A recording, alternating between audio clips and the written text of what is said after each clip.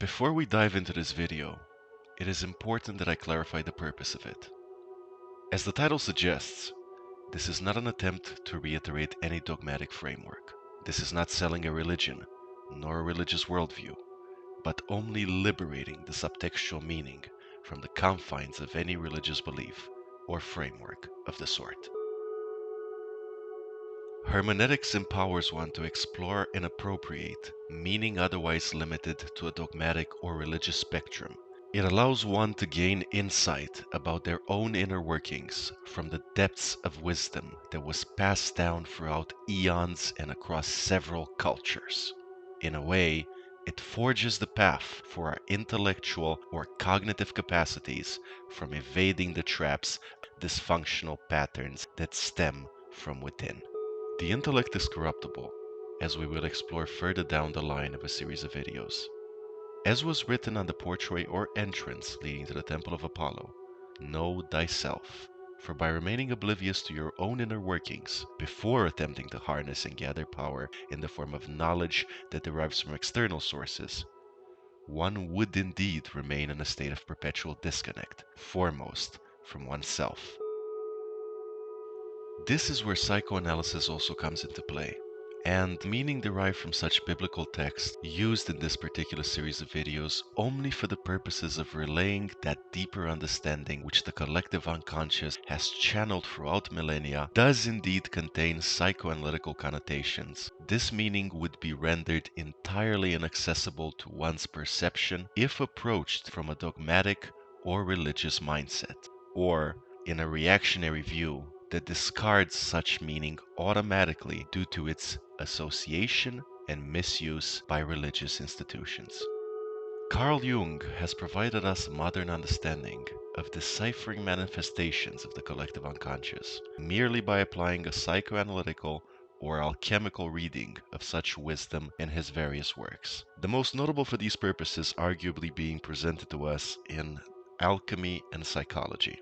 Such wisdom has always existed but has evaded our grasp because of the shifting and evolving nature of language. Indeed, when the Judeo-Christian biblical legends and myths were written down, the many authors did not benefit from the constructs of the modern linguistic frameworks that we have at our discretion today. They mostly had to use symbols and mythological tales that would pierce the veil of discourse relevant at the time, for the purposes of relaying intuitive knowledge for both individual and collective development.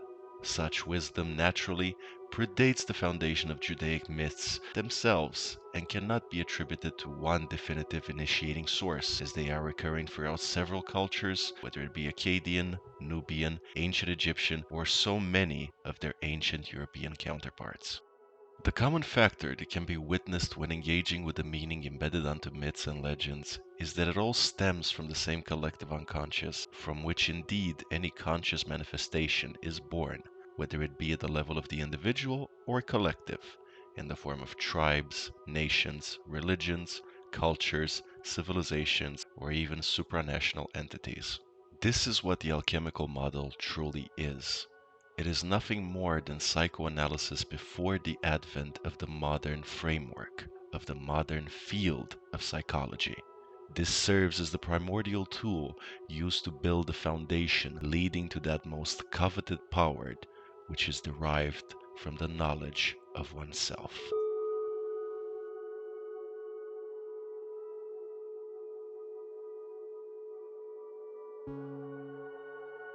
The Revelation of Sinai, within the Judaic mythos, refers to the culmination of the ethnogenesis of the Israelite people, now bound by a shared revelation of the divine.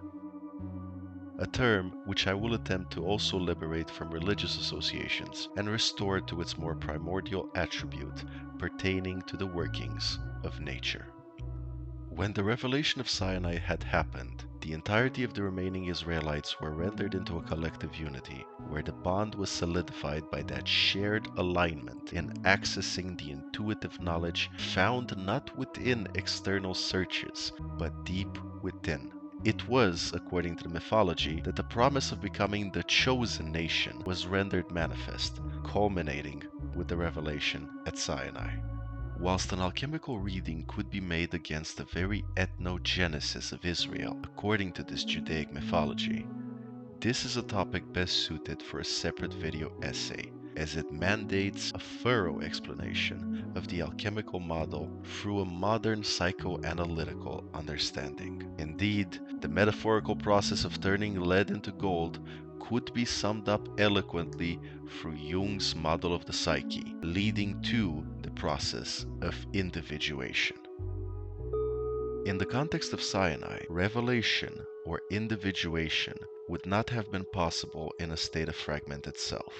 The mythological figure of Moses was said to go up the mountain for 40 days and 40 nights in order to access such divine notions of natural workings, leaving the recently liberated Hebrews in a state of confusion and unrest. During this time, some saw it fitting to give in to those dysfunctional patterns derived from the trauma of their Egyptian bondage by worshipping a golden calf made from the treasure taken from their Egyptian captors. From an anthropological standpoint, the usage of the golden calf symbol is not incidental, as it derives from the astrological framework that serves as the very foundation of religious myths. I do not mean to imply any form of divination or supranatural dimensions when I use the term astrology. This needs to be approached from an anthropological perspective and understood as humankind's foremost attempt to map out the direction of constellations and the movement of stars, which their agrarian society at the time was entirely dependent upon. Historically, the development of astrology can be directly correlated with the agricultural revolution. This has happened out of necessity, and we use the term necessity because our ancestors were mandated to keep track of the sun and stars for their own survival, for the purpose of growing crops, preventing famines, or attempting to predict periods of drought or otherwise harsh conditions which would have rendered their agricultural practices unsustainable. As such, they have attributed symbols to constellations, still in use nowadays, as this was the form most relevant to their level of cultural and cognitive development at the time. The Israelite society was indeed agricultural based, as this was imperative to their very survival in the harsh conditions of their dwelling. In its very essence, the founding Judaic myths teach an alignment with the natural order, for this was instrumental for their own survival. This is why the Hebrew calendar remains agricultural to this day. Out of 4 Jewish New Years that arise within the span of 12 Gregorian months, 2 of them are agricultural in nature, namely the New Year of the Trees, Tu Bishvat, and the New Year of Tidings, which begins on the first day of the Hebrew month of Elul, the month preceding Rosh Hashanah. The New Year of Tidings is also very practical in nature. Stripped of its symbolic or religious connotations, it pertains to the maintenance of livestock. With this anthropological context out of the way, the symbol of the golden calf becomes all the more relevant. In so-called astrological ages, which are merely attempts at tracing down different stages of cultural development which our collective unconscious unfolds and bear no physical nor supernatural connotations that the modern-day snake oil salesman would have you believe, the golden calf represents the preceding astrological era, the one preceding the revelation at Sinai, namely the age of Taurus. The revelation of Sinai had ushered in a symbolic sense, the start of the new age of Aries. The prohibition against using fire on Shabbat or high holidays are all symbolically derived from the defining cultural features of this so-called age of Aries. Aries is a cardinal fire sign mandating an aggressive implementation of change, purifying fire symbolically understood from an alchemical standpoint, one which can only forge new beginnings into existence. In the alchemical model, fire is the culmination of all internal processes, the fourth and final stage that mandates complete unconscious alignment of the self before manifesting anything externally. Unincidentally, the sound of the shofar is said to instigate the same level of awareness as derived from that of the revelation at Mount Sinai.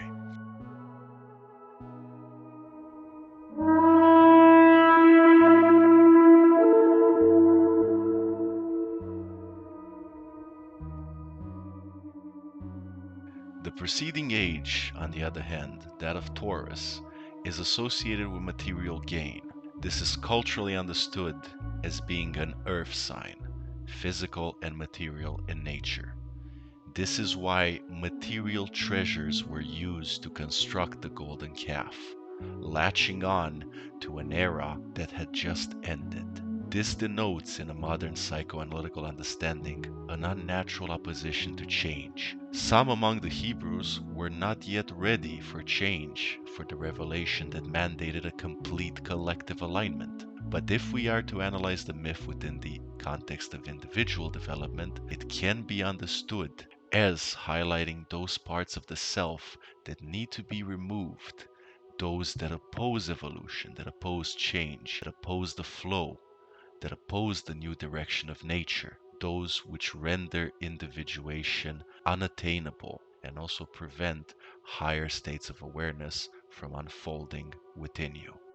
Hebrews that wanted to go back to familiar, irrelevant, anachronistic ways of being were keeping the collective self in a state of cognitive dissonance, which would render the process of individuation entirely unfeasible, for this mandates a whole self.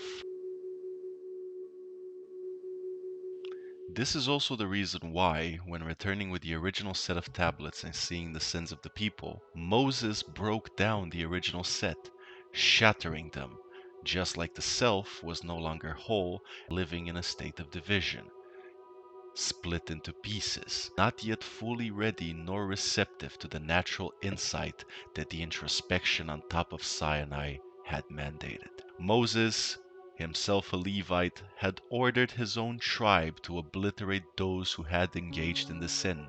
This is far from a justification for needless murder and retribution. It is only a symbolic representation of those parts of the self yearning for higher awareness, which need to ensure alignment in all other parts, even if this means the complete destruction of those very elements opposing the process. Whilst Moses denotes the attempt of reaching that higher state of awareness, or as otherwise represented in the Jungian model as the wise old entity, or also known as the cosmic men or high priestess, Moses had used his own tribe to carry out this task. The other Levites, however, did not receive the same level of revelation, not yet anyway. They were used as intermediaries for deeper unconscious awareness to manifest into consciousness so as to prevent the complete destruction of the self. They symbolically denote the sacrifices that one has to make even at individual level. A purifying fire that tears down artificial constructs of the self in order to render yourself whole and thus receptive to higher states of being. The Hebrews who were resisting change and falling within the same old self-destructive patterns which they were meant to leave behind once crossing the Red Sea can be seen as all that is wearing us down in the process of individuation, whether it be succumbing to addiction, dysfunctional behaviors, or an overall resistance to change and development which is mandated for the human experience. They were committing the sin of idolatry, which also needs to be approached beyond any religious or dogmatic connotations. Idolatry, when applied individually, can be understood as that which allows for a state of cognitive dissonance to unfold. As a practical everyday example, obsession with money, power, influence, or social status, with treasure, all unnatural in their essence, These serve as a practical manifestation of idolatry, leading one to identify with material gains, reputation, or assumed perception of others, inflating their ego at the expense of their subconscious workings. In this state, one merely identifies with the ego alone and lives in a disconnect from the subconscious workings, which indeed render everything into being. Thus, the self is fragmented and individuation is beyond reach. The idolatrous elements had to be removed in order for the self to be made whole, and shortly afterwards, revelation had ensued, leading to the building of the new nation, of the new self, with a purpose and consistent identity, thus reaching a higher state of being.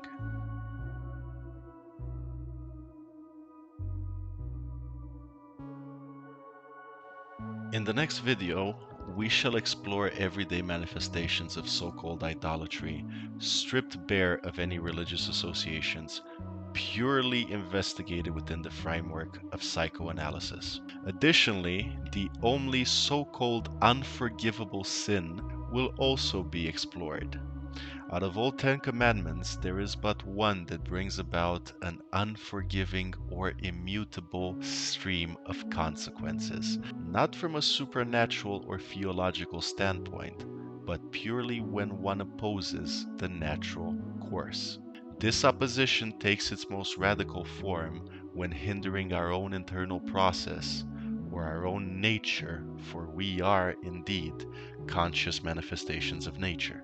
In the next video, we need to turn to astrophysics for a brief contextual explanation of one underlying principle of our cosmos, which permeates all others into being, including our own internal processes. This contextual understanding is imperative to properly relay the psychoanalytical model, for, as Carl Sagan had eloquently summarized, we are the universe experiencing itself, and thus we are inseparable from the process. Thank you for watching.